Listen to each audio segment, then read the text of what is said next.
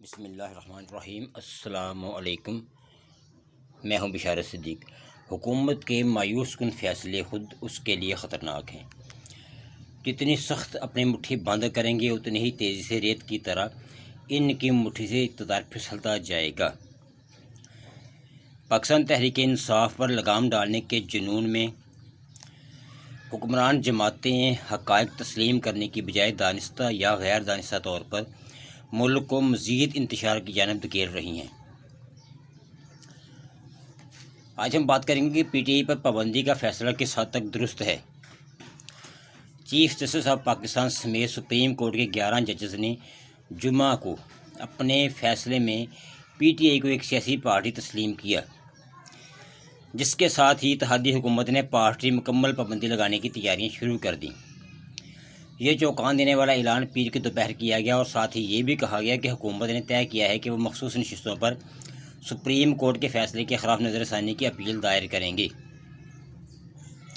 اس کے علاوہ حکومت سابق صدر عارف علوی، سابق وزیر اعظم عمران خان اور قومی اسمبلی کے سابق ڈپٹی اسپیکر قاسم سوری کے خلاف آرٹیکل 6 کے تحت مقدمہ چلانے کا ارادہ بھی رکھتی ہے۔ کیا اپنی 2/3 اکثریت کھو دینے کے بعد حکومت کا یہ رد عمل درست ہے، اور وہ بھی ایسی اکثریت جو انہیں الیکشن کمیشن کے غیر آئینی اور ماورائے قانون فیصلوں کی مرہون منت حاصل ہوئی؟ کیا پارلیمنٹ میں سب سے بڑی جماعت کی حیثیت اس کے حقدار کو مل جانے کا امکان اتنا خطرناک تھا کہ حکمران جماعتیں فوجی آمروں کی روش پر چلتے ہوئے مشکوک الزامات لگا کر سیاسی جماعت پر پابندی لگانے کی کوشش کریں؟ اگر حکومت کا گمان یہ تھا کہ وزیر اطلاعات عطا تارڑ کی پریس کانفرنس کے ذریعے انہوں نے اپنی طاقت کا مظاہرہ کیا ہے تو اس معاملے میں وہ غلط ہیں۔ اس پریس کانفرنس نے تاثر دیا کہ وہ صرف بے بس اور سہمے ہوئے ہیں۔ وہ اپنے ارد گرد اٹھتے طوفان میں خود کو بچانے کی کوشش کر رہی ہے۔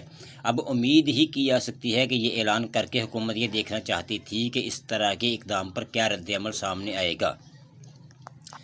اس کے باوجود یہ حیران کن ہے کہ عطا تارڑ کی جانب سے پریس کانفرنس سے قبل ان کی جماعتوں میں موجود دانشمند افراد نے ان تجاویز کو رد کیوں نہیں کیا؟ کیا ان کے پاس بھی کوئی عقل نام کی چیز نہیں تھی؟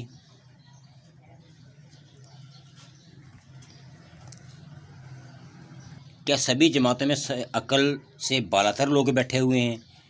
لگتا تو کچھ یوں ہی ہے کہ یہ عقل سے بالاتر لوگ ہیں، کیونکہ اگر ان لوگوں کے پاس عقل ہوتی تو یہ اس قسم کی اچھی حرکات سے ہرگز بھی تائب ہو جاتے۔ بہرحال مقصد یہ کہنے کا کہ اس قسم کی یہ ایسی حرکات نہیں ہے یہ جو ابھی معاملہ چلا ہے، بلکہ اس سے بڑھ کر بھی، اس سے پہلے بھی آپ دیکھیں گے کہ جس طرح سے صرف سیاسی بنیادوں پر پاکستان تحریک انصاف کی خواتین تک کو نشانہ بنایا گیا، بوڑھوں اور بچوں کو نہیں بخشا گیا، کاروبار تک تباہ کر دیے گئے۔ تو اگر ان جماعتوں میں ایسے کوئی دانشور لوگ ہوتے تو شاید وہ انہیں منع کرتے ہیں۔ اس لیے مجھے یہ کہنے پر میں مجبور ہوں کہ ان جماعتوں میں دماغ نام کی کوئی چیز ہی نہیں ہے، عقل مند لوگ موجود ہی نہیں ہیں، سب عقل سے آری فاتر عقل لوگ موجود ہیں۔ پھر سے کہتا ہوں کہ اگر عقل مند لوگ ہوتے تو وہ کچھ سوچتے، کچھ خیال کرتے، کچھ کہیں ان کو رائے دیتے، سمجھاتے ان کو، اور یہ چیز اگر سمجھاتے، اگر کوئی کل کو کہے گی میں نے کہا تھا، میں نے سمجھایا تھا، یہ کیا تھا، وہ کیا تھا، اگر ایسا ہوتا بھی تو آج ہی سامنے آتا۔ یہ بات نہیں ہے کہ آج کے دور میں کوئی بات چھپی نہیں رہ سکتی۔ بہرحال پی ٹی آئی پر پابندی لگانے کا فیصلہ ان کے اپنے گلے کی ہڈی بنے گا، اور بہت جلد ان کو احساس ہوگا کہ پی ٹی آئی پر پابندی لگانے کا فیصلہ بہت غلط فیصلہ تھا، جس نے بہت غلط روایات ڈالیں۔ بہرحال لگتی ہے یا نہیں لگتی پابندی یہ تو بات کی بات ہے، لیکن یہ خطرناک موضوع چھیڑ کر حکومت نے اپنے لیے مزید بہت ساری پریشانیاں کھڑی کر لی ہیں۔ وہ جو بھی گڑھا کھودتے ہیں خود اسی میں جا گرتے ہیں، یہ بات اظہر من الشمس ہے۔ ملتے ہیں اگلے ولاگ میں، تب تک کے لیے خدا حافظ۔